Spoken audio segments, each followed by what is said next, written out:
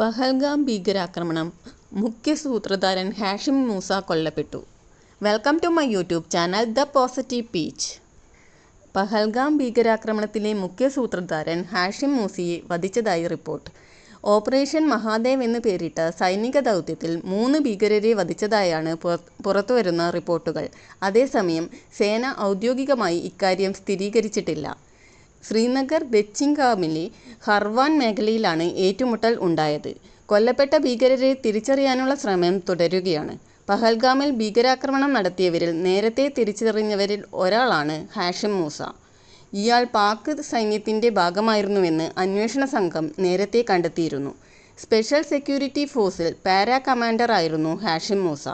പാകിസ്ഥാനി ഭീകര സംഘടനയായ ലഷ്കർ-ഇ-തോയ്ബയുടെ പ്രധാന പ്രവർത്തകരിൽ ഒരാളാണ് ഇയാൾ. കാശ്മീരിൽ പുറത്തുനിന്നുള്ളവർക്കും സുരക്ഷാ ഉദ്യോഗസ്ഥർക്കും നേരെ ആക്രമണം നടത്താനുള്ള ദൗത്യവുമായാണ് ലഷ്കർ ഹാഷിം മൂസയെ കാശ്മീരിലേക്ക് വിട്ടത്. പാകിസ്ഥാൻ സൈന്യത്തിൻ്റെ ഭാഗമായ ഇയാളെ കാശ്മീർ ദൗത്യത്തിനായി ലഷ്കറിന് അനുവദിച്ചതാകാം എന്നാണ് അന്വേഷണ സംഘം കരുതുന്നത്.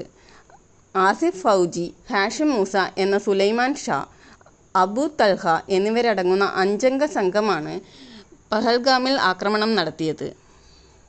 കാശ്മീരിൽ നേരത്തെ നടന്ന പല ഭീകരാക്രമണങ്ങളിലും ഇയാൾക്ക് പങ്കുണ്ടെന്ന് നേരത്തെ അന്വേഷണ സംഘം കണ്ടെത്തിയിരുന്നു. 2024 ഒക്ടോബറിൽ ഗന്ദർബാലിലെ ഗഗൻഗീറിൽ നടന്ന ഭീകരാക്രമണത്തിൽ 6 ഇതര സംസ്ഥാനക്കാരും 1 ഡോക്ടറും കൊല്ലപ്പെട്ടിരുന്നു. ബാരാമുള്ളയിൽ ബുട്ടപർത്തിയിൽ 2 സൈനിക ഉദ്യോഗസ്ഥരും 2 ആർമി പോർട്ടർമാരും മരിച്ചതിന് കാരണമായ ഭീകരാക്രമണത്തിലും ഹാഷിം മൂസയ്ക്ക് ബന്ധമുണ്ട്. ഇതുപോലുള്ള കൂടുതൽ ഇൻഫോർമേറ്റീവ് വീഡിയോസിനായി ചാനൽ സബ്സ്ക്രൈബ് ചെയ്യാൻ മറക്കല്ലേ. നന്ദി.